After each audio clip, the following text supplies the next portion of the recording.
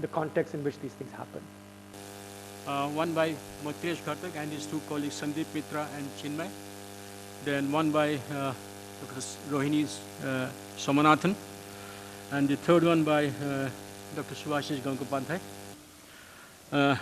May I now request Maitreesh to start?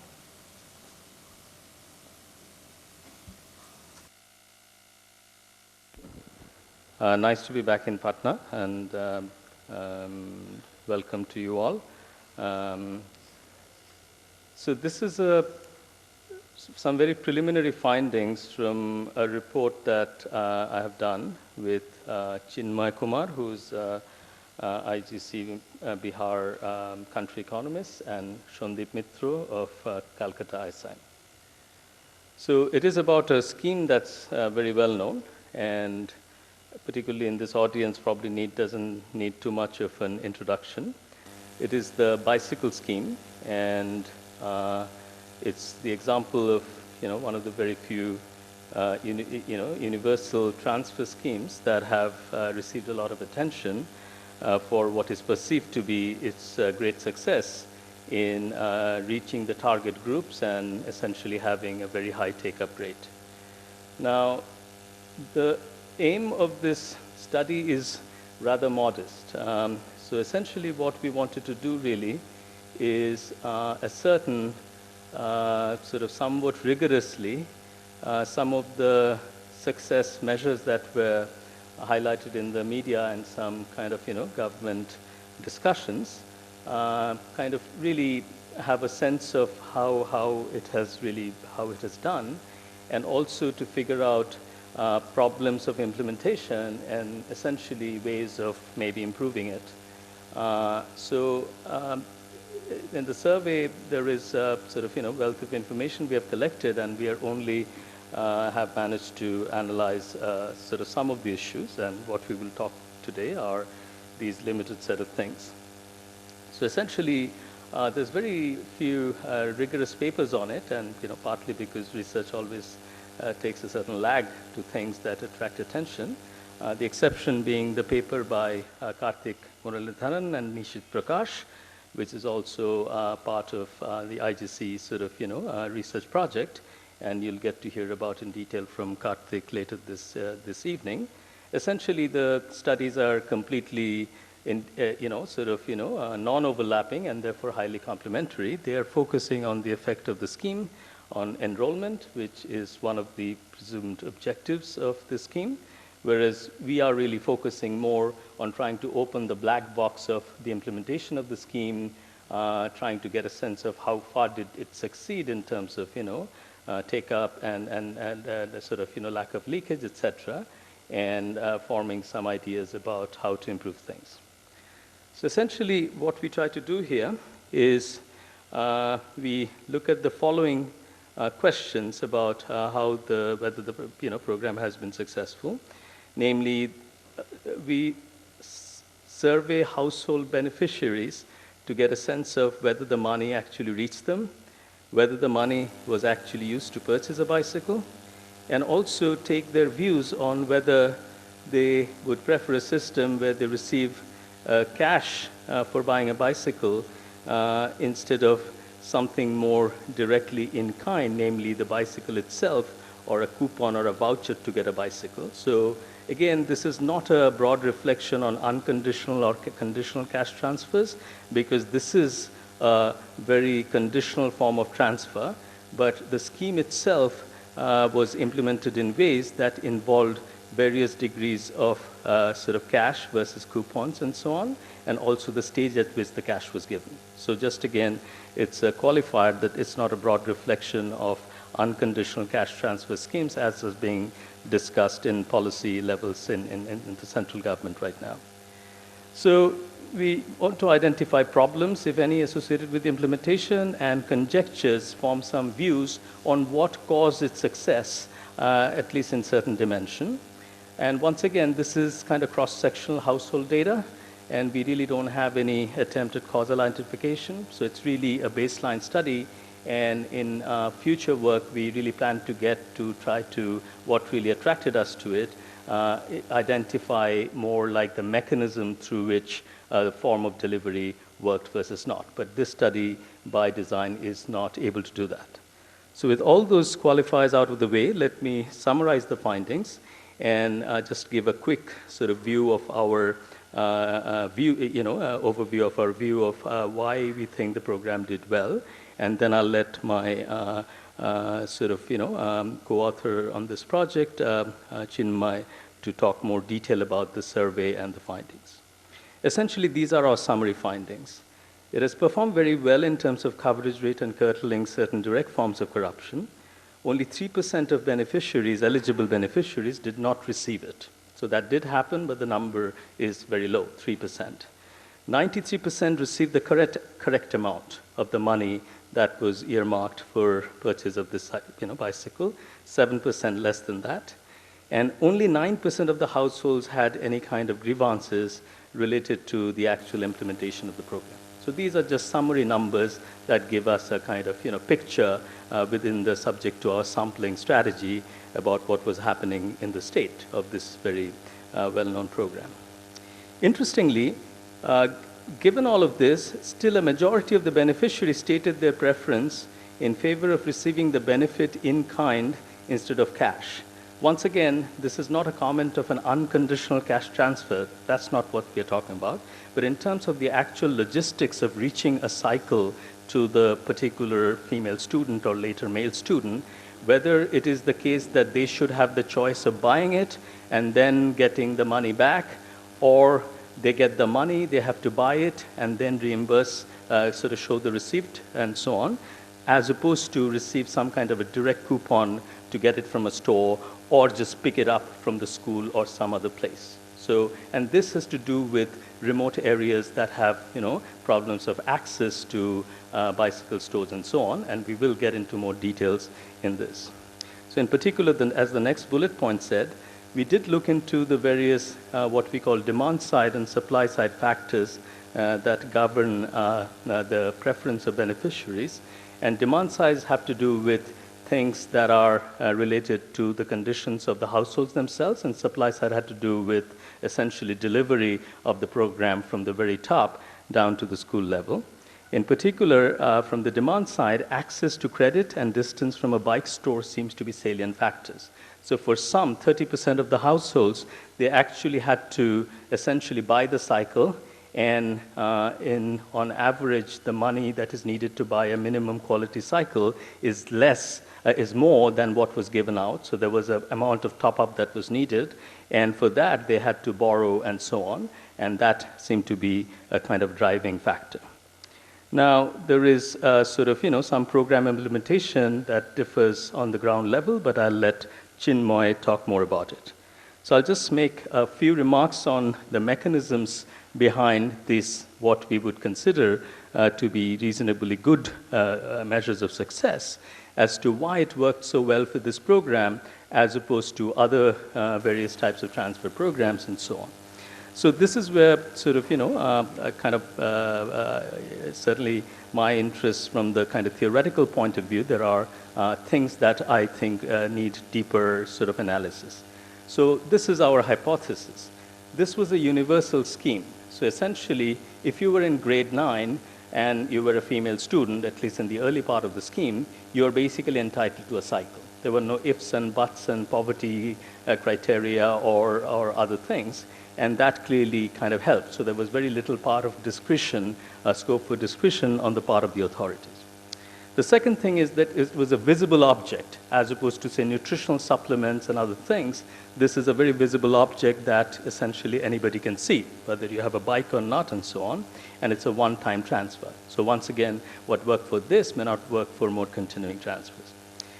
Third, and this is the most important point, and based on discussions with various people, we have also who seem to agree, that one sort of subtle issue, at least from the conceptual point of view, maybe to policymakers this was obvious, is that these beneficiaries were part of a very well-defined peer group. There were students in a given class. So therefore, there was a peer pressure that if somebody got the bicycle, the others who were entitled to it, there was a sort of direct kind of peer pressure going on. So this actually causes me sort of, certainly to reflect more broadly in terms of various incentive issues in public service delivery that we talked about. Usually we have in mind that incentives work and, yet the evidence is mixed. And only recently we are talking about intrinsic motivation and so on. And I'm speaking very broadly here, not just the bicycle scheme and so on. Very broadly speaking, I think what this study makes at least us think, sort of drives us thinking is somehow if incentives can be interacted with peer pressure, with well-defined social groups, the results may be much larger than if you just focus on the pure incentive kind of oriented mindset. For example, if you do this, suppose I really don't respond to incentives, okay? But if the scheme is introduced and others are taking it up, okay, then I have a bit of peer pressure that even though that whatever X thousand rupee subsidy really is not important to me, the fact that I want to conform with my peers might actually cause me to take up. So in the data, it'll show up as if I'm responding to incentives, but what's going on here is an interaction between incentives and peer pressure. Okay, so I'll stop here, and I hope I haven't eaten too much of Chinmaya's time. Thank you, Maitreesh. I'll just elaborate on the data collection and also the key results, and later we'll expand on the mechanism that Maitreesh was talking about. So let's start with the bicycle program. I'll just give you a quick background. So it started in 2006, and that time it was only for girls, and later and the amount of money that was provided by the school was 2,000. But in 2009-10, the boys were also included in this scheme, and later money was increased to 2,500 because it was considered not sufficient. And the money is disbursed by the school in the form of either cash or check. So that's how the scheme works. And there are three conditions attached to the transfer. One is, of course, they should be enrolled in the program, enrolled in 9th grade of a government-run school. And second is they should have at least 75% attendance. And this was imposed last year, 2012-13. So during the time of survey, so we have data for the academic year before 2012-13. So our survey doesn't, so during our time this wasn't implemented. This is very recent. And then the third condition is that they need to submit a receipt after the transfer is made, so as evidence of purchasing the bicycle. And the main idea behind, so they could have just transferred, they could have just provided a bicycle itself, but so I was just going through Chief Minister's blog, and seems like the main idea behind this program was to curtail leakage. And if you read what he says, this is what Chief Minister says: I thought the purchase of bicycles through tenders might give rise to corruption in future. I thought handing over money through checks directly to beneficiaries would simplify the entire process. Not only simplify the entire process, but also make the scheme transparent. So that's the idea behind the program, that this would curtail the leakage, which is prevalent in the in-kind transfer program. So we surveyed. So we did our primary survey in 36 villages last year in September 2012. And basically, we divided all the districts in three categories: high HDI, medium HDI, and low HDI, and randomly selected 2 districts from each of these categories. And this is the geographical spread of selected districts. And then we decided the number of villages to be selected within these categories. And in the selected villages, we did a household listing, like household census, to identify the beneficiaries of program. And once we had that list, from there, we selected our final sample for the main household survey. And we used PPS method to decide on numbers under these, from the number of households to be selected in each village. So in total, we surveyed around 840 households. And we have data for 958 beneficiaries, because each house, some of the households had multiple beneficiaries. So just to give you some basic results, and first is the exclusion rate. So for any program, if it excludes large number of eligible beneficiaries, then it can't be termed as success. So since we did a household listing, we can have estimate number of eligible beneficiaries who were excluded, and our data suggests only 3% of eligible households were excluded. So in terms of covering the eligible beneficiaries, the program seems to be doing well. On corruption, there are like 4 channels through which money can be siphoned off under this program. One is the school authorities can inflate the enrollment rate and by adding ghost beneficiaries. Second, the students themselves can enroll in multiple schools. And third is the school authorities transfer less than what they are entitled to. And fourth is it's also possible that some of the schools actually give them bicycle or coupons and earn a commission from a bicycle store. So these are the 4 potential channels of corruption. We don't have data on the first 2 form of corruption, which is where school authorities inflate the number or potential beneficiary. That would require different kind of survey, but this all was like basic household survey. So we don't have any data on that, but there is some evidence. Like last year, the education department did a survey and they detected like there were a lakh fake students and all, but we are not sure about this data, so we can't comment on that, but there's definitely something going on in the first 2 forms of corruption as well. But we can definitely say something about the last 2 forms of corruption, which is transferring less than the entitled amount. And on that, 93% of beneficiaries receive the right amount of money, which is good. And 10% of the beneficiaries received in other form, which is either a bicycle or coupons. So again, it seems like in some of the schools are involved in this sort of transferring the benefits through other channels and maybe earning commission from bicycle stores. So, but still, these numbers are not huge. And in terms of curtailing leakage, these forms of leakage, it seems to be doing well. Then again, only 9% of the households had any grievance, which seems like most of them are satisfied with the program. We also asked the households whether they actually bought a bicycle after they received money, and 98% of the households claimed that they did buy a bicycle. We couldn't physically verify this, but we designed our survey in a way to detect, it's possible that this is biased because like no beneficiary would like to report that they misuse the program money, so they have this tendency to say that yes, they actually bought a bicycle. So, but in survey, in our questionnaire design, we designed it in a way that we could detect a possible bias in this data, and for that we basically compared the number of bicycles reported under the asset block versus the number of bicycles they reported under the bicycle program block. Because while giving your asset details, if you would say that you have a bicycle only when you actually bought it, but later, so there's like little chance that they would lie about this. But later, when you are asking a specific question that did you use the program money to buy a bicycle, they might lie about it. So if you compare these two data points, then you might be able to see some discrepancy. But our results show that there is not much. 95% of the beneficiary, for the 95% of the households had reported same number of bicycle under 2 blocks. So it seems like this data is not like, there's not really any big bias in this. Then we also asked them whether their opinion on this idea of giving cash instead of bicycle. And we asked whether cash is a better option than receiving a bicycle itself. And interestingly, around 45%, only 45% of beneficiaries like this cash transfer program rather than receiving bicycle from school. And then we have tried to, of course, this is hypothetical because there's no alternative, right? The alternative is hypothetical.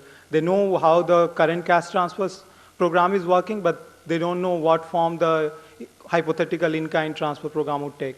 So we can't read too much into this, but it still suggests that, analyzing factors that are behind this can give us some idea that why households, to understand household preference between different kinds of transfer program. And we have tried to explain this. So this is just the provider data that 55% of them said yes. And there is some district level variation, but we are not going to that. So we have tried to explain this heterogeneity in preference for cash and kind in terms of supply side factors and demand side factors. In supply side factors, one important factor could be how the conditionality related to receipt submission was enforced.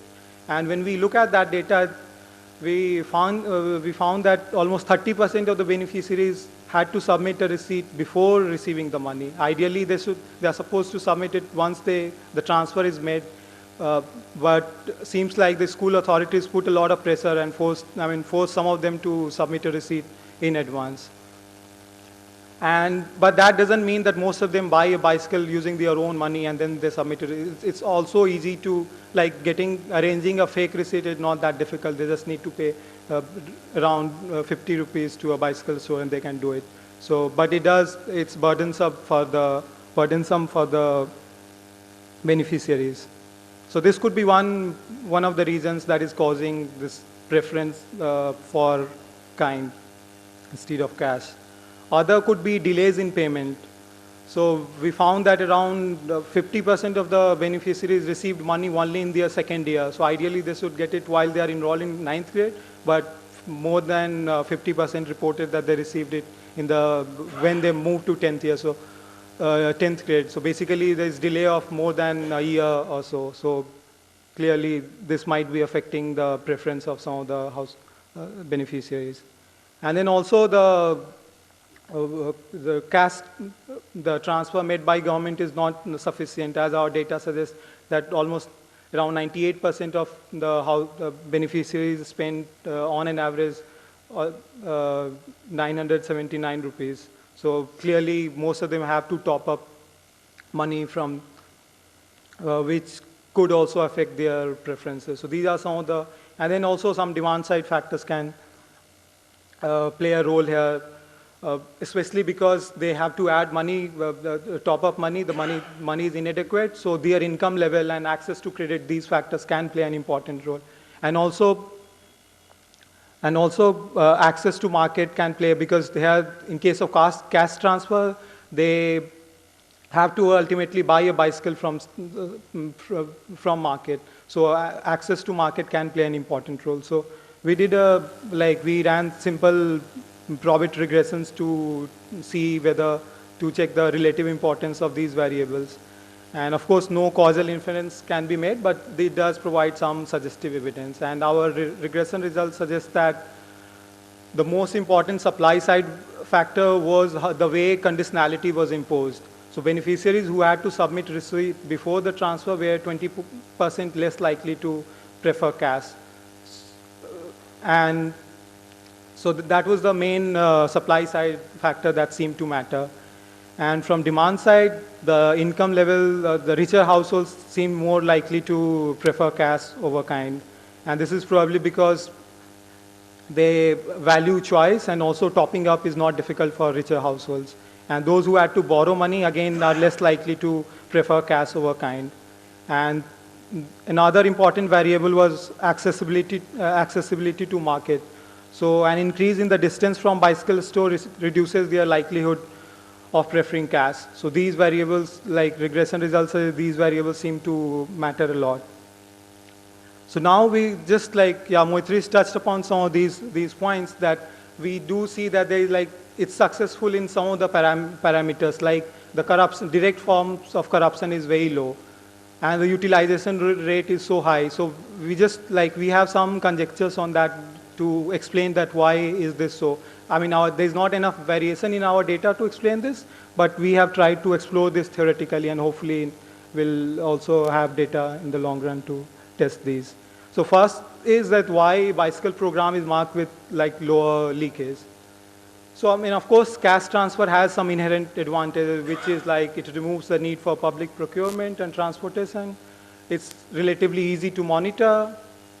But despite all this, there are other cash transfer programs like IAY, Narega, where the direct forms of, where still is plagued with corruption. So what is unique about this program that has managed to curtail leakage? And we believe that this is because of three reasons. One is it's a universal program, so it doesn't give any discretionary power in hands of implementing authority. So they can't extort money from the beneficiary. Second is in some ways it solves the collective action problem, because most of the beneficiaries are part of this one institution, so they can come together, so there's greater cohesion.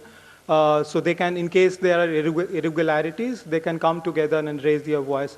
So it just like reduces the cost of mobilization. And then also it's one-time transfer. So they are like the tangible potential benefits from raising the voice, because every year this is transferred just once. So if they come together and raise their voice, they are likely to get something out of it.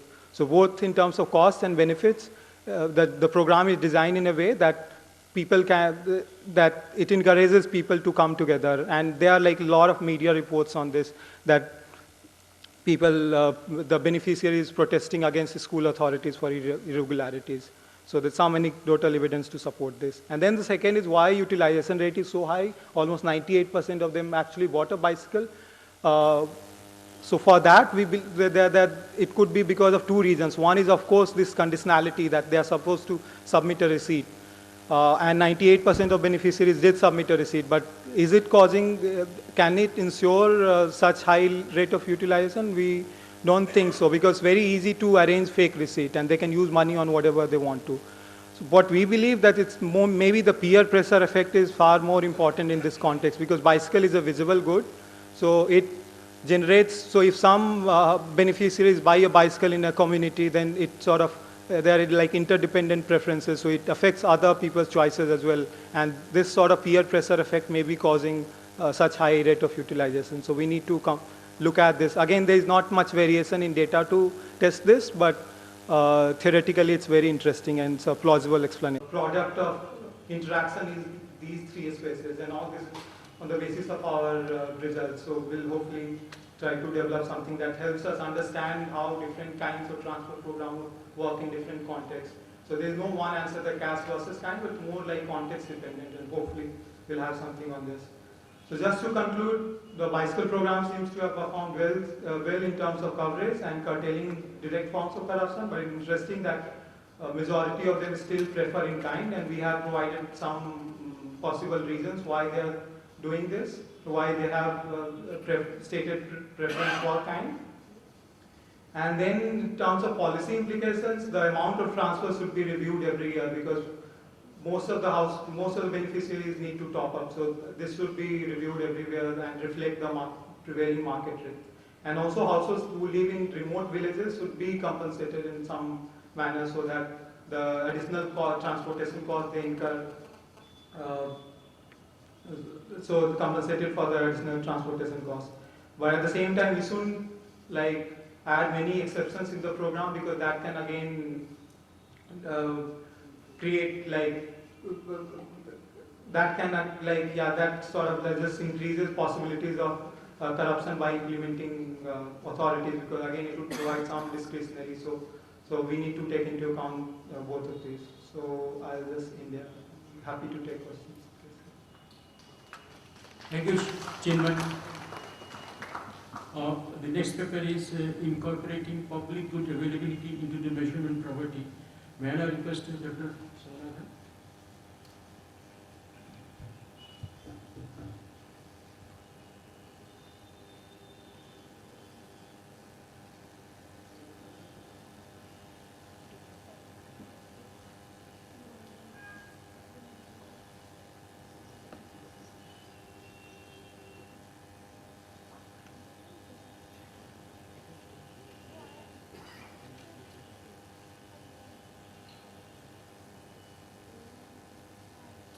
Thank you very much. So what I'm going to try and do in this, in these 20 minutes or so, is clarify some of the problems in the measurement of poverty. Poverty measurement is really very controversial, partly because it's very confusing to a lot of people. So sometime last year there was this big explosion of a kind in Delhi when the Planning Commission announced these poverty lines. And I had a reporter from Amar Ujala call me and say, what do you think of these poverty lines? Ye to अन्याय है, 24 रुपए पे कौन जी सकता है? And then they were very surprised when I pointed out that these were actually higher than the poverty lines in existence before these new announcements. And so there's a lot of confusion regarding how poverty is measured. And so what I wanted to do is tell you a little bit about how it's done, but then point to a very basic problem, which is when you're trying to look at whether a certain amount per person per day, whether it's 24 rupees or 30 rupees, is enough. One big problem with poverty measurement today is that it doesn't take into account the free goods that you get. So whether 24 rupees is enough or not depends a lot on whether you have a public health center in your village, whether you get grains through the PDS or not through the PDS, whether you have a reasonable school to go to or not. And these things are not currently incorporated into poverty counts. And so what I'm going to do is put forward a few ideas on how we might want to go about taking these things into account and then recomputing poverty for Bihar based on these adjustments. So I'll have to go quickly and I don't know how much I'll be able to cover. So I think okay. So just to begin with, here is a chart that tells you, I'm going to look at 3 different types of goods. I'm going to look at transfers to the public distribution system, schools, and in the project we look at health, although I'm not going to look at that today. So I'm going to look at schooling and PDS. And this first slide just points out how much variation there is. So in rich states, Andhra Pradesh, Tamil Nadu, you have very low PDS prices. So Karnataka in fact just announced 1 rupee a kilo for PDS rice. So it's often the case that richer states actually have higher implicit subsidies for the PDS. Apart from that, they might have better functioning PDS systems. And then when you're looking within states like Bihar, the quality of the PDS and actually the amount that people effectively have to pay might also vary. So those are PDS prices. If you look at this just very quickly in a map, you see that the dark areas are the areas where the share of households consuming PDS in the NSS are highest. So again, you see the south and you see Bihar, UP have very low PDS uptake rates. So these are the shares of households in the PDS system. These are the prices that they end up paying. So again, now you find that it's the richer states, or at least it's a select set of states where the prices are low and participation is high.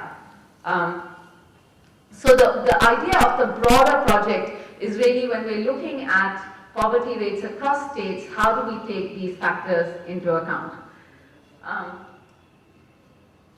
So if you look at public goods like schooling, again, where you see Bihar, you see, up there, you find considerable variation both within Bihar, and certainly Bihar does very badly compared to other areas.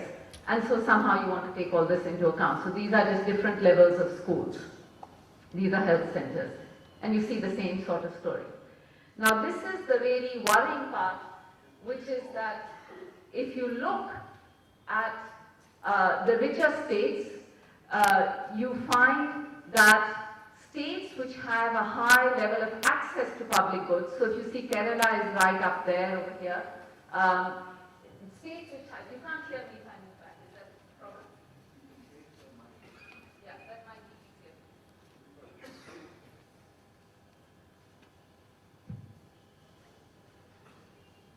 So Kerala is here, Punjab and Haryana are here. And so you have high access to public goods. So these are the fraction of villages with a high school, with a middle school. And so states which have a lot of public good access also have high out-of-pocket expenses on education. So families are spending more on education even though they have access to these schools. Now the real problem with that is that if you look at poverty lines, and so the most recent poverty lines, the Tendulkar expert group from 2009, what they use these out-of-pocket expenses to do is to arrive at a price of education. So what they assume is that a state where households are spending more, the median household is spending more on education, is a state which has a high price of education. So I'm just going to stick that in.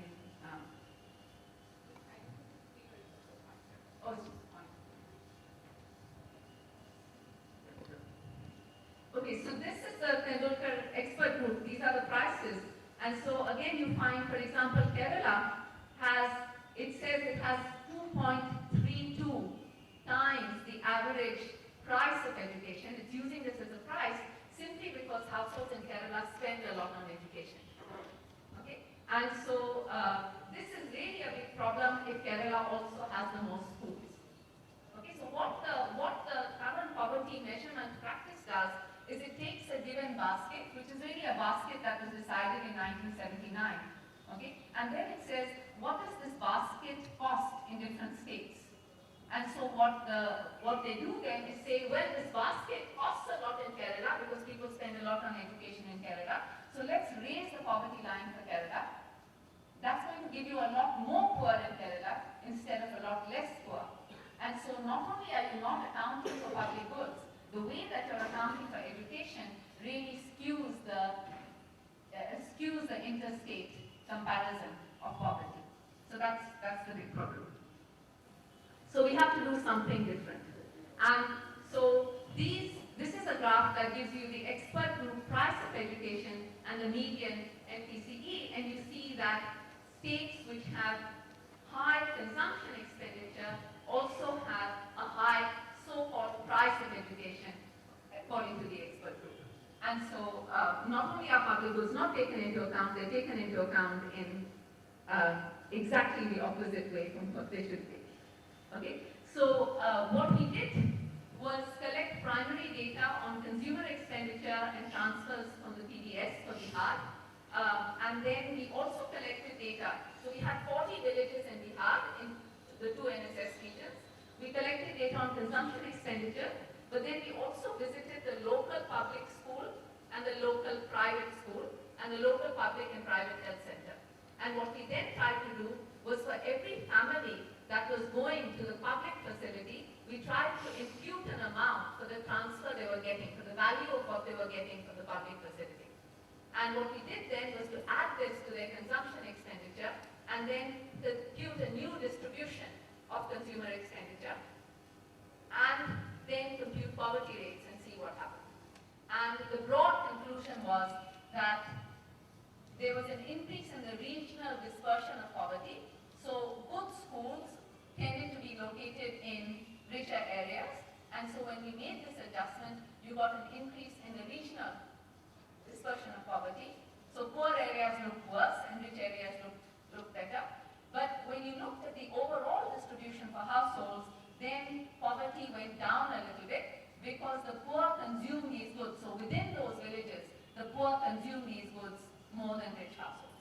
And so overall, there was some reduction in both poverty and inequality, but you had different districts in the state being pulled further apart. So that was our broad finding. So these were the districts we took. We took 10 districts and four villages in each district, for a total of 40 villages. Now, in a sense, Bihar is not the ideal place to do this for schooling. So for the PDS, it worked fine.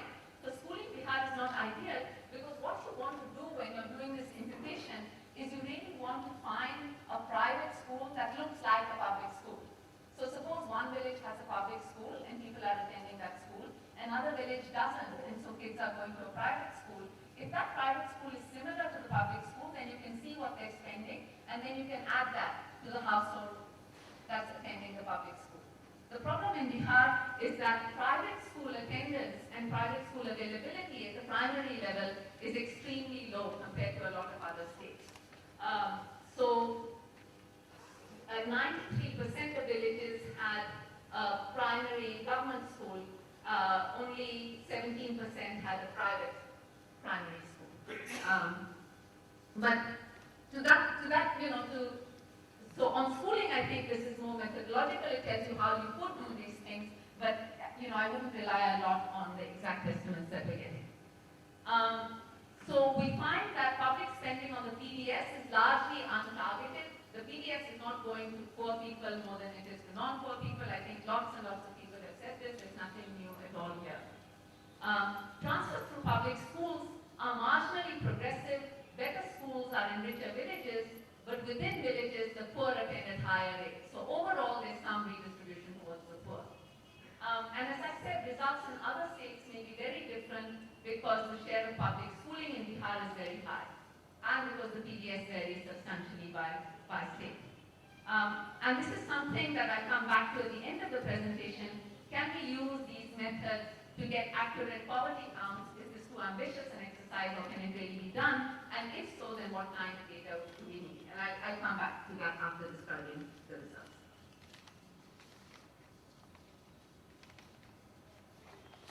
No glasses and no stickers on the board. It's not me.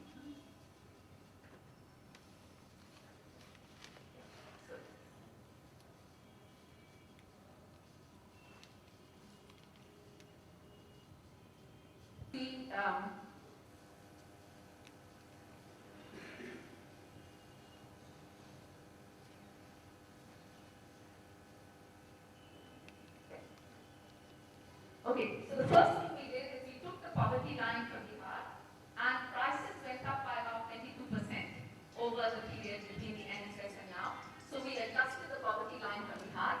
Then we just used our data to find out what poverty rates look like. And so this is what the picture looks like. And at the moment, you don't have regional poverty rates for Bihar because NSS data only presents poverty rates by region and by state. And so this is something that was new for us. We really didn't know what it would look like. You find that the southern states, so the southern districts, the southern part of the state, and people who work here probably know this, is poorer. It has higher head counts than the rest of the states. So Jehanabad, Aurangabad, Nawada, these rates are much higher than the average for Bihar. If you look at the share of households with any PDS consumption, and you look at the head count for the district, so this is just using the numbers that were just in the previous table, then you find that there's no real relationship.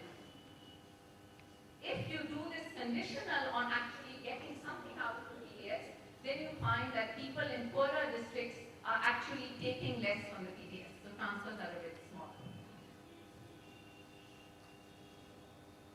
So now, how do we adjust to this?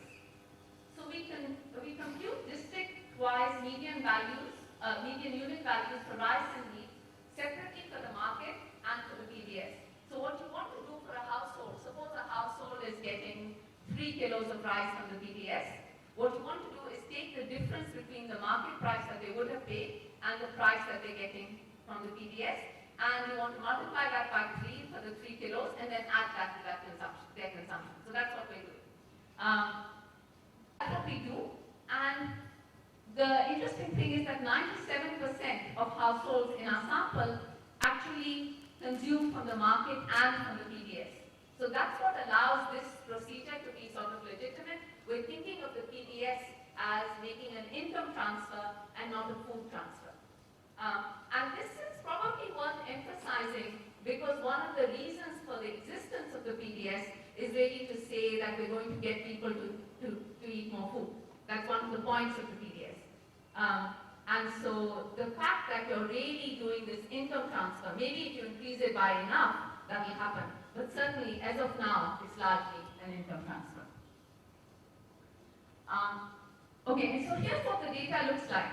Again, these are head counts for the different, so you've got different districts. And you find that in poorer areas, people have lower market prices. The PDS prices don't change much.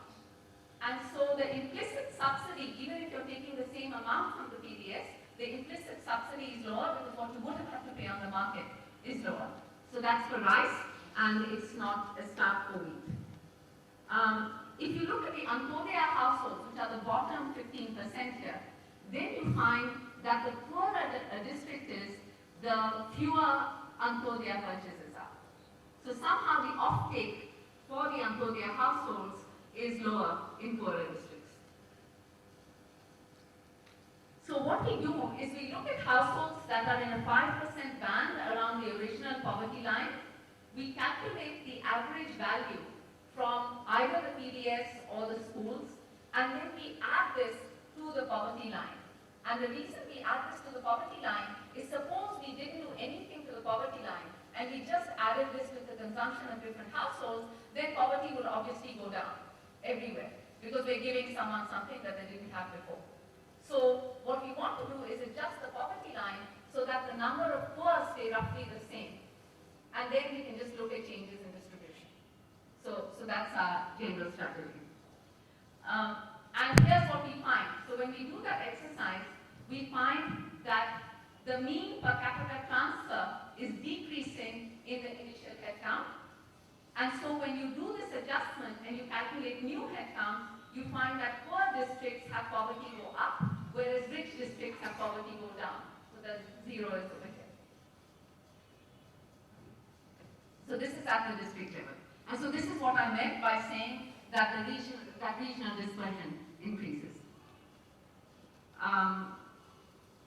Okay, so now let me just turn to schooling. And as I said, one problem with Bihar is among all the states, it has the lowest rate of private school enrollment. It's only 4%. Okay, so that's what makes Bihar not ideal for this exercise, but here's what we did in any case. So Bihar is a state where very few people go to private school, but a lot of people go to private teaching outside school. So they supplement public schooling with a lot of private teaching outside school. I don't quite know why that's the case. People might have ideas on that. Okay, so here we find again that villages with low private school rates generally have a higher share of kids receiving private tuition outside school. So there seems to be some substitution. If you have a good private school in your village, then it's not as if you're topping up, then you're really topping up if you're not going to private school. Okay, so here what we do is, again, we go household by household. We find all the kids that are enrolled in grades 1 through 8, and then we add a value for what they're getting out of the public school. And it's the secret of all this really lies in how you impute those values. So we do it in a couple of different ways. And then we just sum over all such students in the household, and then we add that to the monthly per capita expenditure of the household. So that's what we do, and I'll tell you what we find. So there are 3 ways in which we do this. The first is just a naive, we're not adjusting for the quality of the school. We just add the median expense separately for grades 1 through 5 and grades 6 to 8.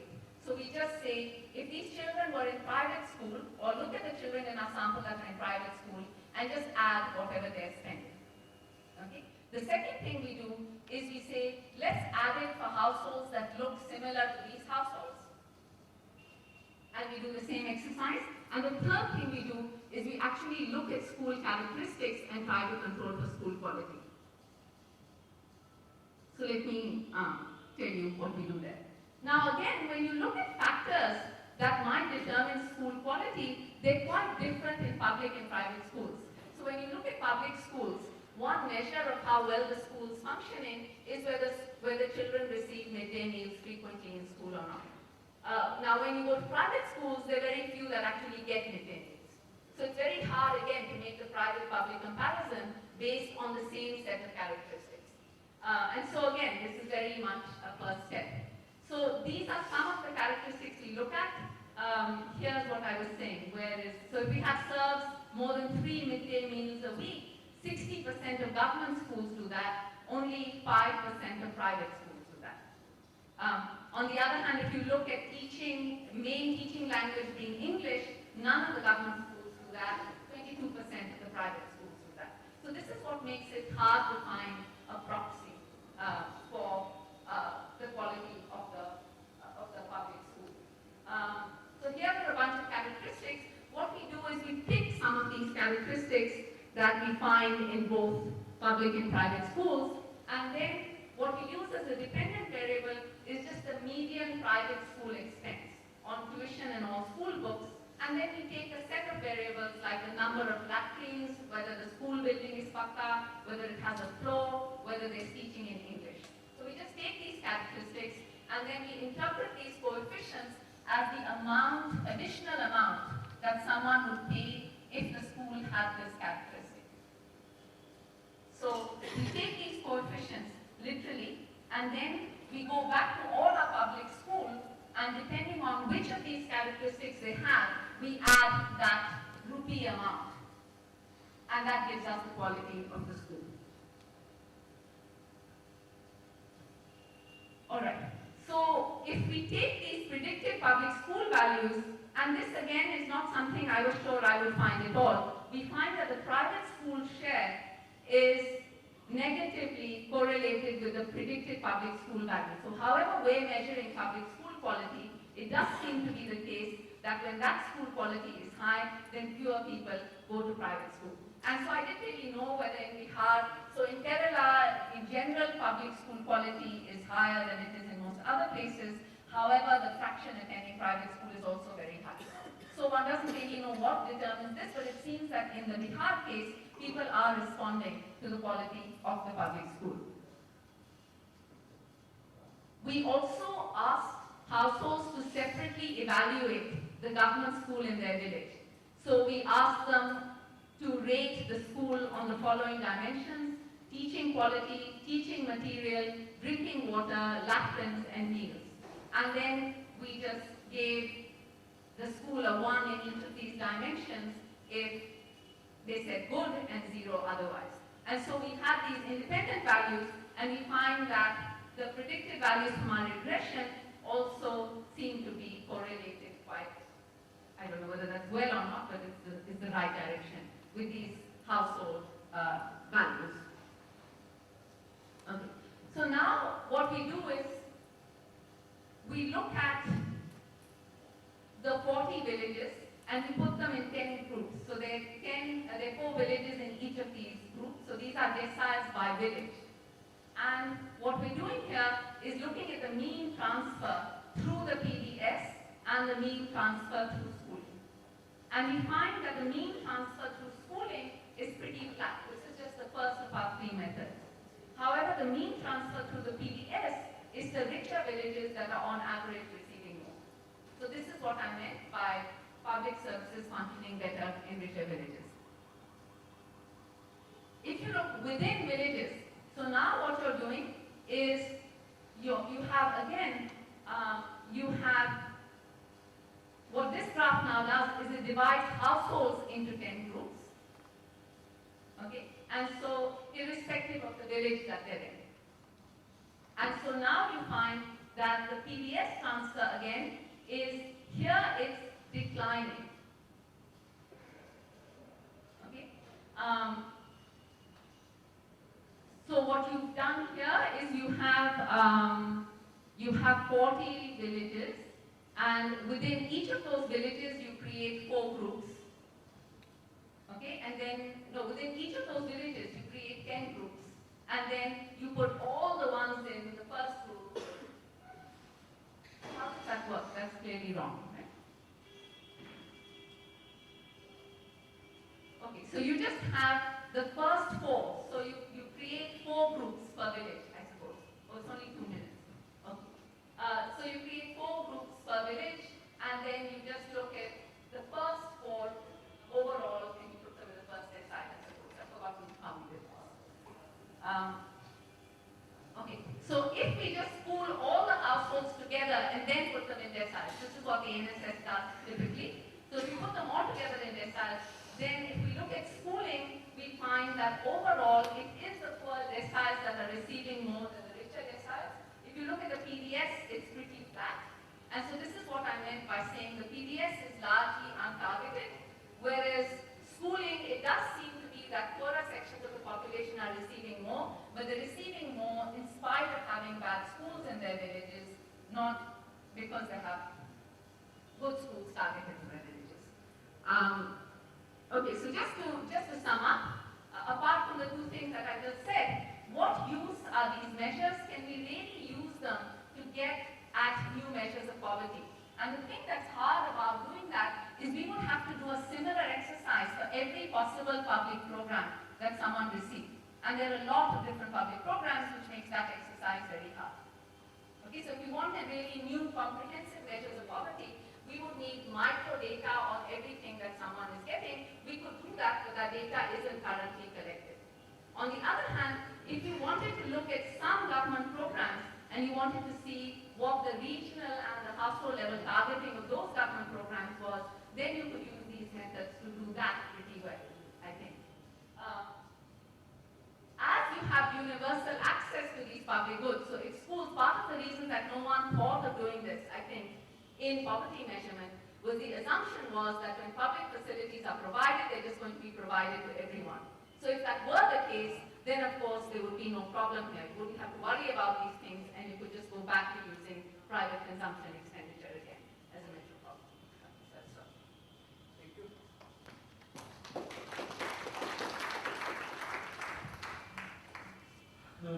Friends, the third one is not an IGC project, but it's an independent project done by Dr. Shubhashis Gangopadhyay. This one, cash or food security through the public distribution system. Evidence from randomized control trial in Delhi.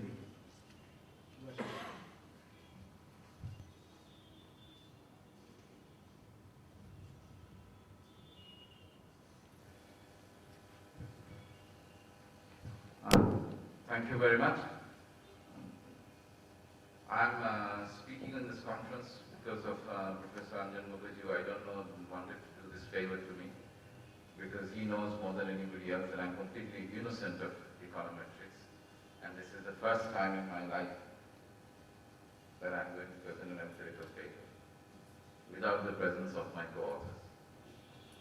So please bear with me. So I'm going to really gloss over the econometric part and just tell you the story of what we did.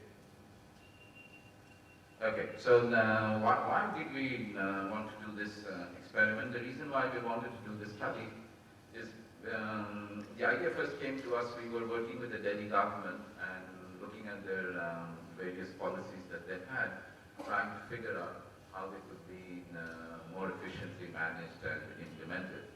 And to our big surprise, we found that the Delhi government itself, right, just the Delhi state government, had about 49 cash transfer programs, which was being implemented, was being carried out, and nobody actually talked about it. And that, started or made us start thinking that why is it that whenever we talk about cash transfers, there's such a huge hue and cry, whereas governments have routinely been giving out cash transfers and nobody has been complaining. Now when we dug deeper, we found that most of these cash transfer programs were either targeted or conditional cash transfers. Right? There were no unconditional cash transfers. There were no universal unconditional cash transfers. Right? So they're either targeted or conditional. Plus, at that time, there was a lot of discussion on PDS and the leakages from PDS because the food security bill discussion had also started by then. The court had appointed their various experts, right, to look into food security issues. And so it was doing the rounds. And one of the things that we felt was that with UID coming up and people talking about using technology to transfer cash directly, it is important to get some information as to the assumptions or what were people talking about when they were criticizing the cash transfer or supporting it. Right? So we wanted to dig a little bit deeper into this as a policy issue, and that's why we were interested in carrying out this experiment. Now, the choice between transferring in kind, which is what the PDS does, and transferring in cash, which hopefully the PDS will not do, then the main arguments against the PDS was that there was a lot of corruption and the service delivery was really poor, in the sense that the ration shops are not open all the time, supplies are not there all the time, people have to go more than once to the ration shop for their monthly rations, etc., etc. Right? So these are the standard arguments that are given, and many people said that why don't you do a cash transfer or a food voucher. Right? Now, with food vouchers, then the arguments given were that there are all these clogged pipes, something that was being discussed in the cycle thing, that when you get the money back, how do you, this is very common because if you're using food vouchers, then there are two types of issues that come up. One is when you get the food voucher, and two is when are the food vouchers redeemed by the person who is selling you the product. Right? And both oppose these things because the government has clogged pipes when it comes to delivery of these things. So many people think that conditional transfers of food vouchers would essentially multiply the problem of service delivery rather than make it simpler. And so people talk about unconditional transfers. Now, when we want to, sort of move away from the PDS and give a direct cash transfer for food, without saying that it is for food, it's an unconditional transfer that we're going to do. And then the argument is that is those who are opposed to these sorts of cash transfers is that it leads to consumption of temptation goods. Now, as an economist, this is very serious to me. Not as an economist, as an individual, this is very serious to me because I don't like this at all. Right? Because this to me suggests that the poor have a certain type of behavior which we do not have. Right? That if we get extra money, we don't take away food from our children, but if the poor get that extra money, they are going to take food away from the children. Right? So for me, it was very, very important to check this thing out, whether it is true or false. Now remember, when I put the problem in this way, the exercise we are doing is not really trying to figure out whether cash transfers are better than the current PDS or not. That was not the objective of what I was trying to do. But the objective was essentially to establish whether, all these criticisms have obviously a theoretical reasoning behind them, right? There is some reasoning behind saying why what should happen. And I wanted to check whether the premises that gave that reasoning, they were right or not. Right? There was nothing wrong in the logic of what was being stated, but the logic was premised on something, and I wanted to check whether that was right or not. Now obviously, when you talk about cash transfers, there are many other issues that come up, and to keep away from having to address those issues, we wanted to do it in Delhi. Right? One of the most important issues that comes up is really food security. Right? That you have to have adequate alternate sources of supply if the ration shops goes down. And so that is one of the big issues in cash transfer. And remember that the PDS, we tend to forget how we started. The PDS originally was a pure food security program, and that's why it was not targeted. That's why everybody got it, right? It's only later that we started talking about PDS being, for BPL and APL and all of that. It's a very, very recent phenomenon. But for a large part of our history of PDS, it has been viewed as a pure food security program. So anyway, so that is what we wanted to check. So that's so if you wanted to do it, how does the actual criticism flow? The first thing that people say is that in poor families, men will take it away. I have no greed for men, I promise you. But obviously, this was checking into this, right? And I wanted to avoid that, so I said, okay, let's give it to the women. Right? We'll give the cash to the women instead of the men. But then people said that men will still take it away, and that I agree. Right? If I'm going to take away the common money, I will certainly take away my wife's money. Right? So that I'm willing to accept. That even if I give it to the women, I still need to study because the men will take it away. And therefore this boils down to if there is any household decision maker, be it the man or the woman, right? Whoever is the household decision maker, what are his or her preferences, because that is going to decide what will be done with this money. Right? So that is where we come down to. And so here is the diagram. But all this time I was trying to develop this diagram. I hope it was. So this is a very simple diagram which we have all done in maybe first year micro undergraduate. Is that we have essentially a king budget line, right? So so this is our budget line, A, B, C. This A is on the vertical axis we have money, and on the horizontal axis we have cereals. It's just an example, so because in PDS the food part, basic food part is indeed cereal. So that's what we have. So if you're buying from the PDS up till this amount, I get it at a low price, and then I go on to the market and buy it at a high price. So essentially there are three types of consumers, theoretically three types of possible consumers. Those who are over here, that is they buy from the PDS as well as from the market. Those who are at the kick, and those who are buying less than their quota from the PDS sources.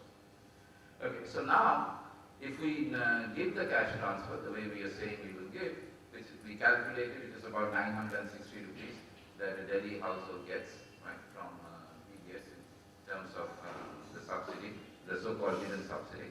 See, if we give that money to the people and take away the ration card, then this will be the budget line they will be operating on, right? So it will no longer be kicked, it will be a nice looking budget line.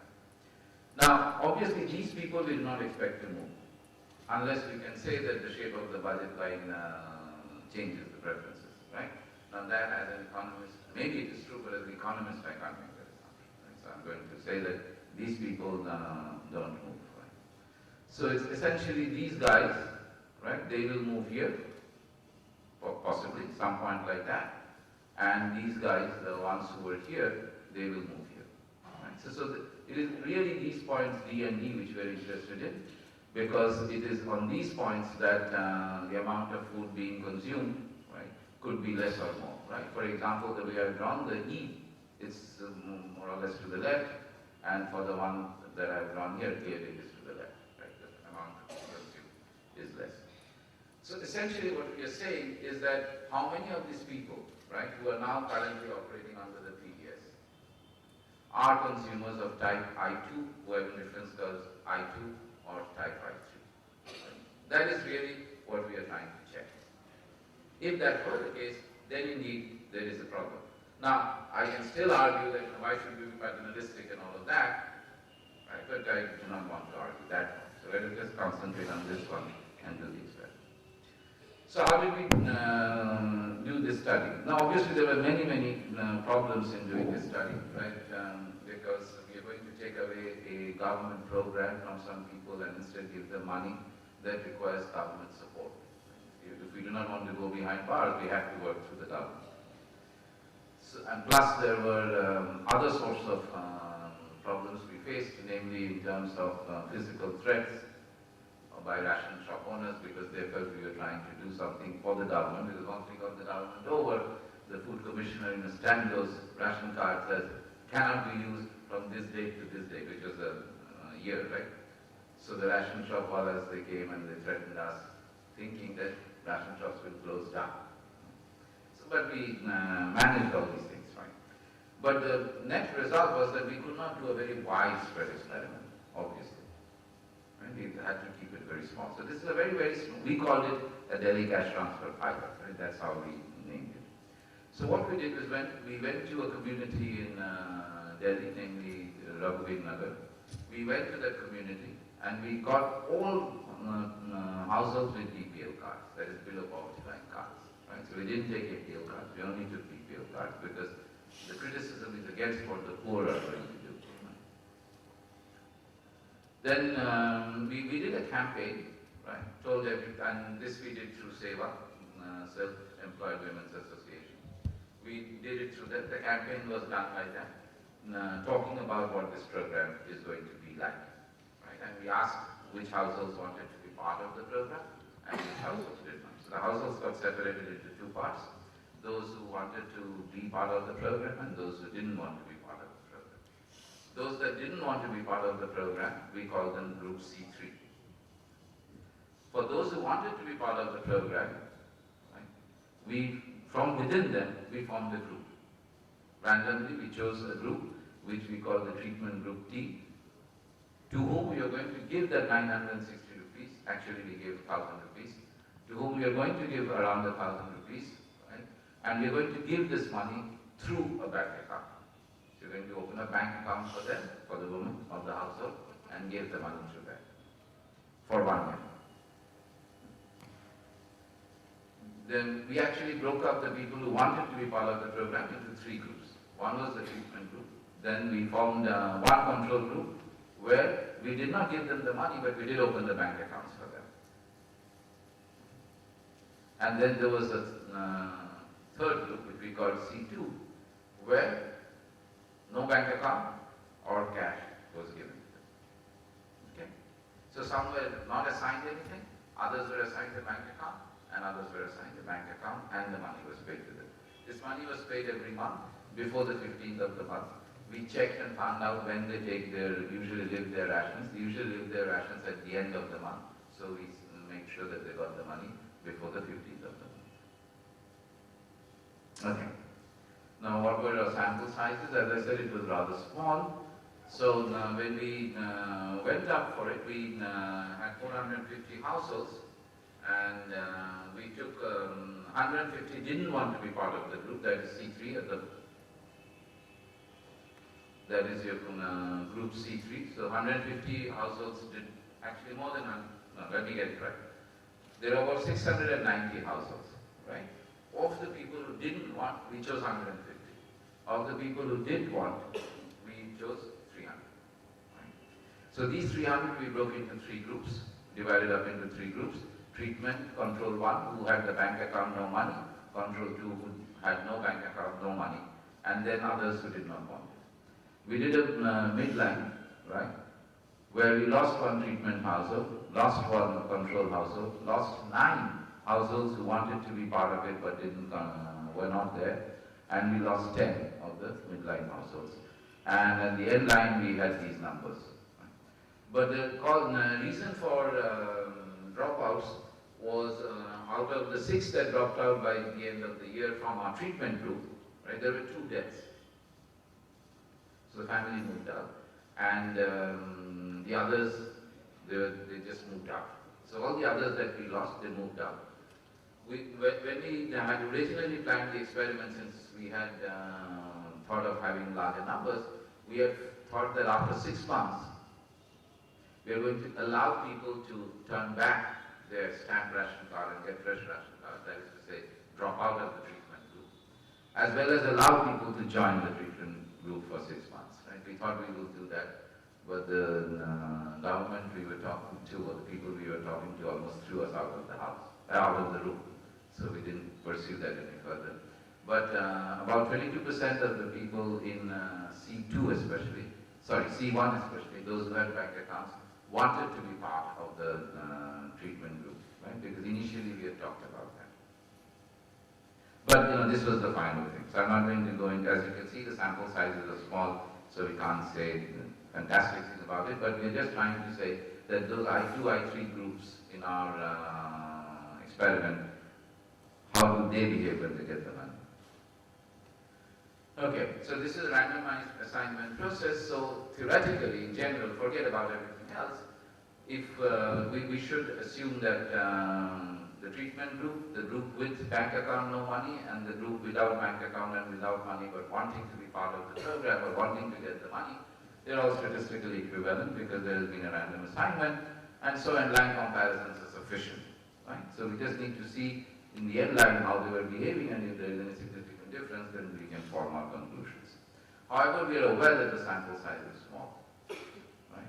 And because the sample sizes are small, end-line comparisons may be biased. We have to accept that. So, but we can't do much about it, as I said, so we try to do some patch-up work. So what we do is even though it's a randomized assignment, we check, right, for observable variables whether the groups were similar or not. And that we found, it's all in the paper. And the other thing we did was that we therefore took difference in difference. Instead of just doing the end-line comparisons, which would be okay if in a randomized control trial, here we have to take difference in difference because we are aware that the sample size is small, so there could be some bias, especially with unobservable variables. Okay, this is the estimation. I'm not going to, all of you would know this, so I'm going to skip this. You don't let me skip, it's caught me. Oops.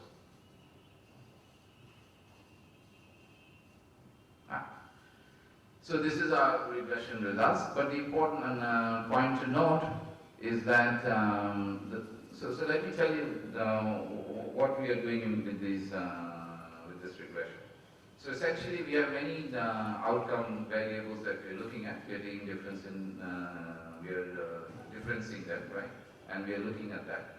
And we are seeing whether there is a statistical difference in the way C1 group behaves with respect to T and C2 group behaves with respect to T.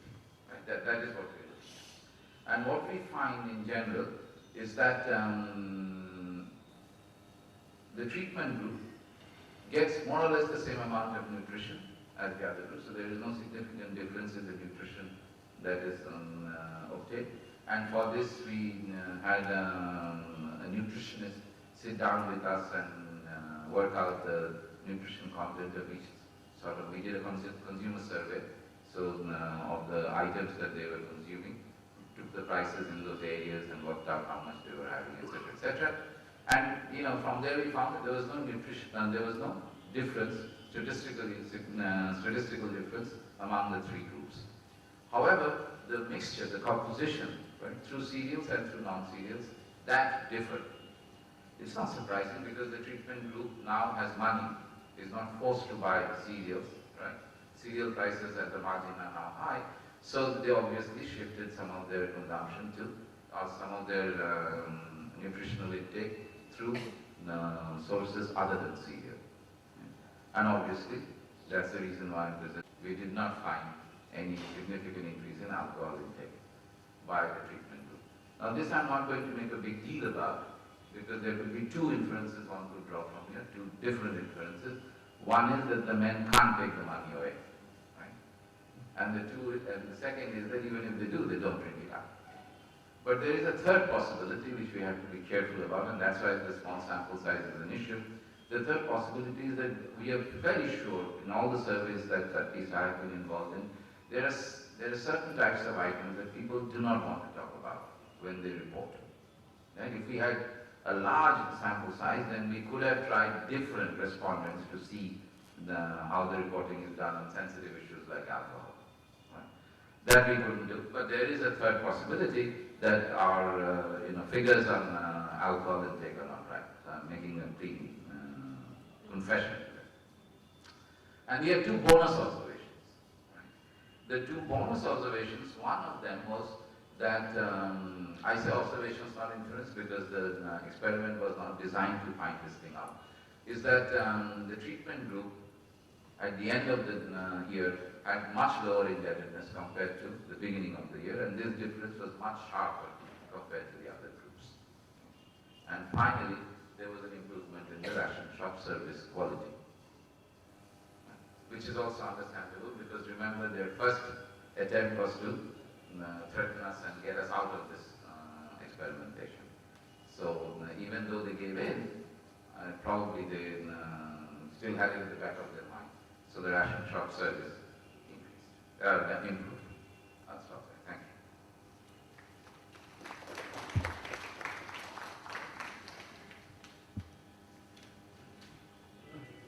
you. Now my request Dr. Sanjay Jain to comment on the paper by Maitreesh, Ghatak and others. Well, thanks for having me. So a few quick comments on the cash versus kind paper. Some of these, Maitreesh and Chinmaya have mentioned already. But, so, in a sense, the discussion of cash versus kind, it's not a new kind of debate. But what's new here, in a sense, so there's a long-running, I guess not running anymore, but there's an old debate on sort of cash versus kind, but sort of a lot of it kind of theoretically oriented on using one or the other and which one of them works better for targeting benefits, for example. And more recently, there's a lot of literature on conditional cash transfer programs. Again, you could ask, why conditionality, but that's not again, the issue here. A couple of issues that they do bring up, and I mentioned these as ways of thinking about, the contribution that their paper is making. So, certain arguments is often made that administrative capacity, or the lack of it, might push us in the direction of cash transfers. Private administrations might be able to handle cash transfers, but not in-kind transfers.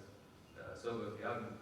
Or if market access is difficult, or if markets don't work well, then you might want to make in-kind transfers because there's no market perhaps to buy things. Yeah, I'm not sure that these arguments are so clear cut. So I sort of mentioned that, but again, with sort of a significant caveat.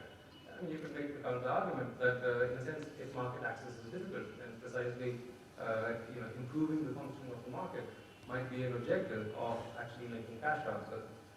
So, in a sense, the theoretical arguments are not conclusive. And the suggestive is useful as sort of frameworks for thinking about these things. But in this area, more than perhaps, in this area certainly, context is all important.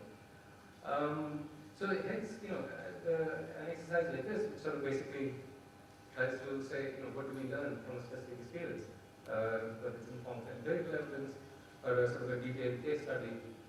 In this specific case, asking by, essentially asking beneficiaries, how do you feel about, this program? Did it help? Did it work well? All of that contributes, in a sense, I think, to sort of a deeper understanding of the functioning of these things that perhaps simple, purely theoretical exercises might not get us. Okay? So, in that sense, it's very useful. Having said that, a few caveats. Again, these are things that the paper recognizes. But let me explore this in a bit more detail. I mean, in a sense, as they point out, this is not a cash transfer program. This is at best, it's a conditional cash transfer program. In some ways, it's debatable whether this is closer to a cash transfer program or an in-kind transfer program. In a sense, you're getting a bicycle, and they're going to make very sure, or the program makes very certain that you're getting a bicycle at the end of it. You must produce a receipt. The bicycle is delayed, whatever, but it's a bicycle. Okay? So it's hard to think of this as a cash transfer program. And so then you come to some sort of framing issues. So if you think of, if you like, cash transfers at one extreme and in-kind transfers at the other, then this is, in a sense, somewhere in the middle. So the way the questionnaire has framed it, and the way the study sort of analyzes this, it says, do you like this program, or would you prefer an in-kind transfer? Okay. So there's two sort of things that I want to flag. I mean, one is, how is the exact question phrased? And I would like to know that, because in a sense, is it possible that the respondent is sort of implicitly thinking, well, in an in-kind transfer program, I would have gotten a whole bicycle. Okay? Whereas here, I'm getting 3/4 of a bicycle in a sense. Okay? 2,500 rupees, the bicycle is 50, this is all data from their paper. The bicycle costs 3,100 rupees, so you have to top up what the government is giving you. So, how are the respondents actually interpreting the question that they're being asked? And, the second sort of more broad general point, what is the counterfactual? I mean, is it you're asking them, do you prefer this or do you prefer an in-kind transfer? But you could just as reasonably, I think, have asked, do you prefer this or do you prefer cash transfer? And it's not clear, again, which way it would go, and whether necessarily their responses will be sort of consistent with what you see here. So I'm a bit hesitant to interpret the findings, and they are cautious in doing that, in terms of telling us much about pure cash versus pure kind, because that's hard to do here. A couple of sort of other issues. If I understood correctly, the households that they survey are households that have a child enrolled in school, in a government school, in the appropriate grades and so on. So, in a sense, the households that have children of that correct age, but who are not enrolled in school, those are not part of the sample. So those are not being asked. And in a sense, the question is, well, does that skew the responses? Well, at one level, of course it must. So it must just skew the responses, to the cash versus kind preference question, for example. So if I'm massively credit constrained, so credit constrained that I can't buy a bicycle to send my child to school, therefore I don't send the child to school, well then I'm not in the sample at all. So when you go around asking people, how do you feel about credit constraints, you're not asking me, because I'm not in your set of respondents. It must matter to the corruption. So if the district or whatever, if the local district is so corrupt that there's no functioning schools and there's no functioning bicycle program, then again, I'm not giving a sample. And so, as an aside, I wonder why the West Champaran, which is one of the districts, has sort of too few beneficiaries. Is it because the demographic composition of the villages in the sample is sort of somehow different? Or is it because of low enrollment? But I don't want to make too much of a big deal out of this, because in a sense, again, they're very careful to say that, look, these are the responses from the beneficiaries. Okay? But again, the question, in terms of generalizing those responses, I'm thinking about how serious is corruption and so on. I would be hesitant to be too sunnily optimistic that corruption is really low based on this, because well, I don't know if you're getting all the people who are truly sort of affected by that.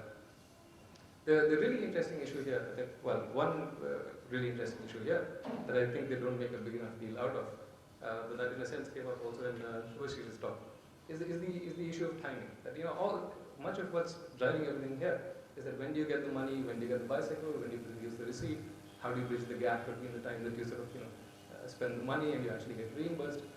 That's, you know, to me, I found that really interesting, and it's something that, you know, certainly I hadn't thought about, or that I hadn't seen in the CCD literature, you know, in the Progressa programs and so on. So this is something that, you know, was completely, I thought, new, and I think in sort of carefully discussing that in the paper, you know, that's a service. One last sort of observation that, you know, again, as I said, this is kind of a flagship program. I mean, the beneficiaries know exactly what they're getting. You know, it's a bicycle. You know, it's somewhat unique in the sense that, you know, it's a publicly very salient, politically very salient program, and there's no issues of, you know, what is the quality of the good being delivered, or, you know, what are you entitled to, any of that stuff. And so, you know, in a sense, again, the original question that we start with, you know, what do people think? You know, what do beneficiaries think, or potential beneficiaries think about cashless as kind? What would they think in a situation where, you know, the program didn't have some of these characteristics? So that's, I would say, still an open question. So, you know, let me just conclude by saying, I mean, it's customary to sort of conclude by saying this needs more research, you know, sort of self-serving academics conclusion. But I think here, I can reasonably say that, you know, this really is something that deserves a lot more research. Yeah, so, you know, thanks for starting down that path, please. Thank you. Thank you. May I ask Dr. Sripad Mitra? IGC and Professor Ranjan Mukherjee for inviting me. Actually, I made the comments based on the paper, which is a little different from the presentation that Rohini gave. So, in some sense, she has anticipated some of my comments, okay, which is good, I think. So, I was on the right track. Also, I have been writing a lot of referee reports in the last 2-3 weeks, so I just wrote my comments like a referee report. Okay, so basically the paper looks at poverty makes the argument, I think it's a correct argument, that poverty estimation in India has not incorporated in-kind transfers and publicly provided goods. And this leads to biases. Now the paper talks primarily about biases in spatial terms, like across regions there can be biases, but obviously there are temporal biases also, and the temporal biases could be interesting because they could go either way, you know, because over time, you know, they could increase or decrease. It considers 3 types of public services and transfers: schooling, healthcare and PDS. These services are not priced, or they are actually, I mean, there's a mistake. They are not priced or they are subsidized. So what they do is to use privately provided alternatives to impute the price and then correct the distribution. And they use primary data from Bihar and 3 different questionnaires: household questionnaire, village questionnaire and amenities questionnaire. The main finding is that the adjustment leads to fall in aggregate poverty and inequality, but there is greater regional inequality. This is the main finding. So I really like the paper. It's quite rigorous and there's a lot of detail. I know very little about Bihar, so it was like a learning experience for me. So I work with the NSS data and do some work on theory. So my comments are coming from that perspective. I have nothing much to say about Bihar itself. Okay. So my major comments. So one thing I found was that you could improve on the quality dimension. I don't have any concrete suggestion. I need to think more, but it seemed like, because in my own work I have found that educational quality really varies depending upon the dimension that you focus on, and also, you know, across the country. So even the sample that you have, when I looked at the table, I saw that there was considerable variation. So I'm not very persuaded by the method. So I don't have anything concrete, but I think you could improve on that. Now the second thing I wanted to say was that there's a long tradition in poverty measurement going back to Sen, which basically divides the problem into two parts: identification and aggregation.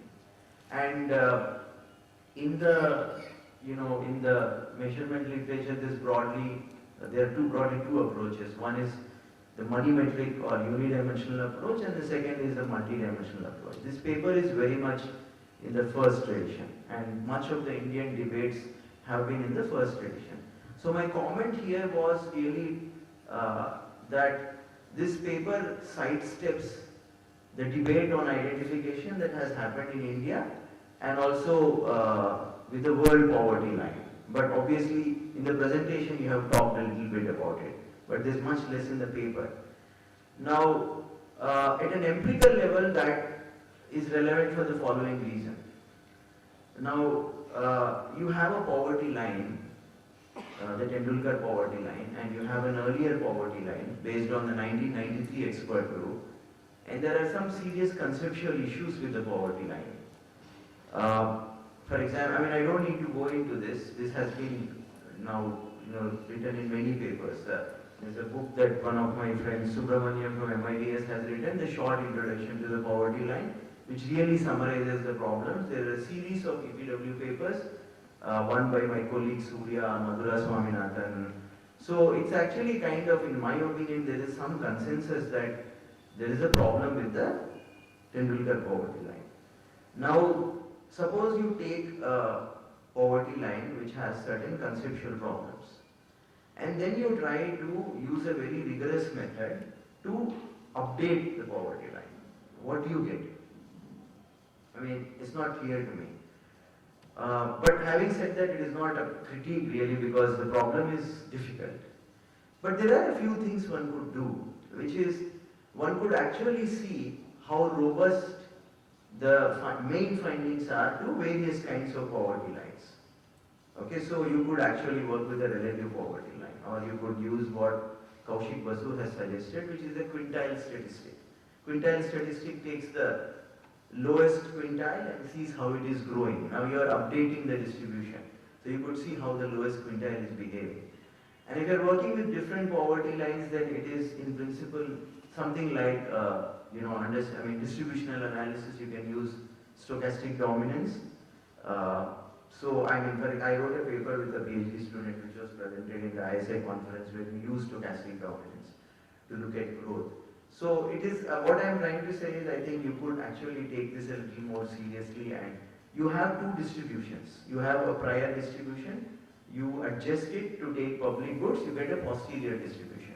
You don't need to rely upon one poverty line and see what has happened. You could try to, do more with it. That's at the empirical level.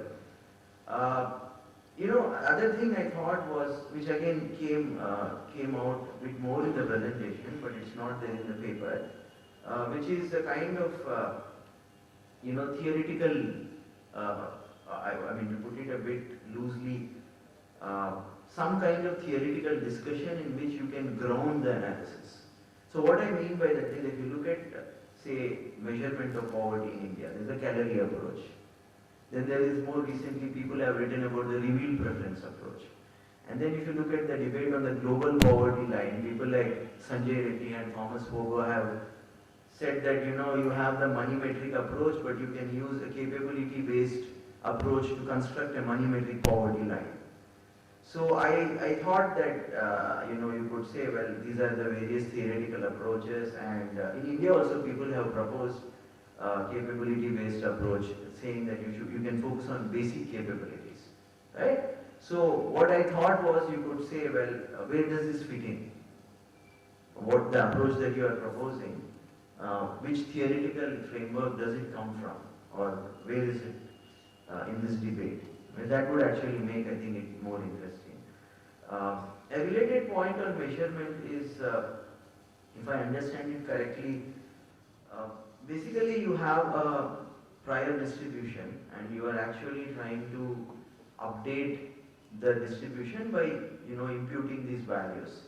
So it is equivalent to actually taking the first and transforming it to the second by making transfers at the lower tail actually. You could make the transfers throughout the distribution, but since you are essentially using public schooling and so on, you end up making transfers largely at the lower tail. So and then you are ranking the distributions. So that's put it a bit technically. So my point is very simple that when you make transfers to a distribution, the sensitivity of changes is different depending on which measure you use. So for example, it's a well-known fact that the genie is more sensitive to transfers at the middle. The thyle is more sensitive to transfers at the lower tail. So there was a point in the paper which was not clear to me. So my point is you did the right thing. You used various measures, which is a good thing, but your justification for that was not clear to me. So you say, since all of these measures are dependent on the poverty line, we also evaluate changes in the overall consumption inequality using the Gini index, the Thyle T index, and the ratio of the 9 to the first decile. So it was a little unclear to me. You could make a point saying, look, we use different measures because they all have different properties and we get robust results whichever measure we use. I thought that would have been a better way of justifying it. Okay, and then you do say something about the socioeconomic groups, but I thought you have the data, right? You can talk much more about, by doing this, for example, is one group faring much better than the other? I can imagine, I don't know exactly, but different districts have different SC/ST composition, that kind of thing. That's what I thought. And minor comments, actually, the 2004-5 data, NSS data, stratifies at the level of the district. There's a paper in the EPW. I don't remember the last names, but the first name, Nivedita and Siladita, they wrote a paper, they computed district level poverty estimates by using the fact that 2004-5 stratified. So I put a question mark here because, you are saying that NSS stratifies at the regional level, which is also, so this, does it make a difference? I do not know, but it may be interesting to just point it out. Okay, second is, the latest round of NSS has come, 2011-12.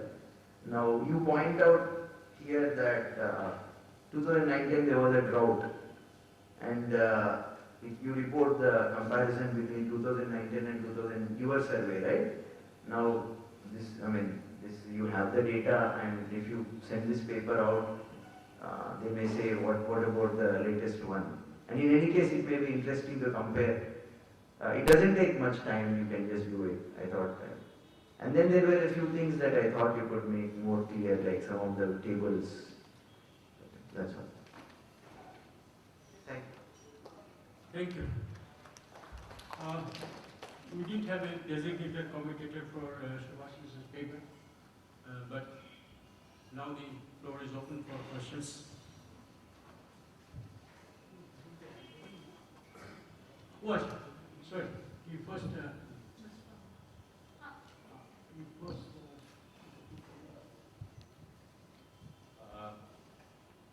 Thanks, Sanjay, for those comments. I think the points are all well taken. There are little quibbles about terminology and whatever, but otherwise, they're all kind of valid comments. So, just to give really not really a kind of response, but some terminological clarification. We did struggle with fitting in the existing development economics literature, people just talk about UCT, unconditional cash transfer, CCT, conditional cash transfer, and in-kind transfer. These are the three categories, right? Now, this bike scheme does pose a bit of a it's hard to fit it into any one of these things.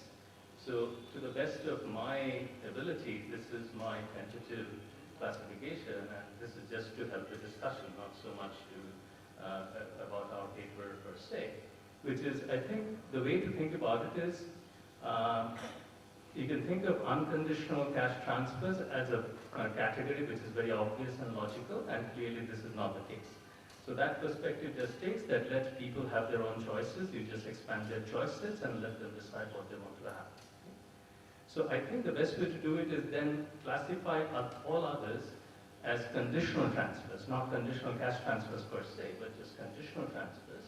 So these are therefore transfers of either money or goods, okay? And you can put both the Progressa style CCT, which was pioneered in Mexico, where basically certain health education indicators were measured and then money was given as a kind of reward or a bonus for households. That's clearly one class of it. And then vouchers, coupons are clearly another type of thing. And the in-kind, whether it's the PDS or essentially dropping a bike in a school, that's another sort of part of it. But to delve just one little layer a bit more deeper, the way to think about it is that here we are being paternalistic. We want somebody to have something. Now that something could be a final outcome, like more education, more help, or not just a final outcome, but our preconceived notion of what input would help with that outcome. So clearly the buy scheme essentially fits with the last category. So we obviously want to have some instrumentality here in terms of we want to affect girls' school enrollment, that they don't drop out, that, all these things, right? I mean, they have ease of access to school. But we also have a view that this particular input will help them. So again, this is not really so much about a paper per se, but the terminological confusion that we struggle with, and often we have now heard two audiences similar reaction. The rest I really don't have kind of that much to say. I think his points about how we frame the choice question, we need more thinking and more analysis as to what we can uncover from our thing. The only sort of terminological quibble I will point out that what you said as a selected sample thing, technically speaking, it's not a selected sample problem. It's more like an external validity problem, right? Because the sample selection is not really subject to selection bias because we did a population census of those villages and everybody who got the cycle was included. What you could say is that, look, this is not representative of the overall rural population because how many households will have girls and standard 9? So presumably these might be more better off households, maybe upper caste households, and that too may have helped in the success of these programs because they tend to be more vocal. Anyway, those are my comments. I don't know if Chinmaya has any.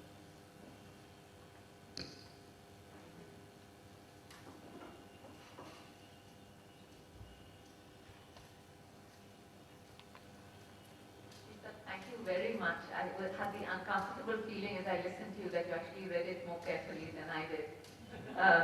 So thank you for putting in all that effort, really. Your issue that quality is an issue. I couldn't agree more, and this is partly why we didn't do the health. So we got data on the PDS, on schools, and on health centers. And these become increasingly difficult to actually pin down. The PDS is very straightforward. I mean, there'll be stones in some wheat, some wheat samples, and there won't be in others, but that's about it, Then when you get to schools, you don't know anything about teacher quality, you don't know whether they're learning or not, that's difficult. And then when you get to health, it's really, really difficult because you don't know whether people are getting the right diagnosis, the medicines, it depends on their disease environment. And so I think I feel most comfortable about it when we're looking at transfers like the PBS. As things stand right now, I really don't feel I can defend the school thing. And these were just some ideas of how to take this forward. I think what I would take away from the study was that the regional dispersion is interesting to me. And also I would just say that if we do want to go in this direction overall, then we really need to make sure that the micro data we collect on consumption also has data on some of these other things, and then we might be able to do the correction. But for Bihar, especially where private schooling is low, and I don't think we just went in with the kind of expertise we need to measure school quality, I think the quality issue is very valid. I just wanted to say a couple more things about the other things you raised. District, the NSS, you can of course do it, but the standard errors are huge. The district samples are just tiny, so I don't believe any poverty figures that would come out of them. And then when you're talking about poverty, you're looking at a particular part of the distribution. So that's why I don't think the district makes sense. The social group thing is just my own particular bias. I just think it was a huge mistake to make up these groups and then do everything on them, so I just never look at what happened by social group. It drives me nuts. So I just, it's just, of course one could do that and other things. But thank you very much. Thank you. Can I have questions? Yes. One. Yes, Ajini.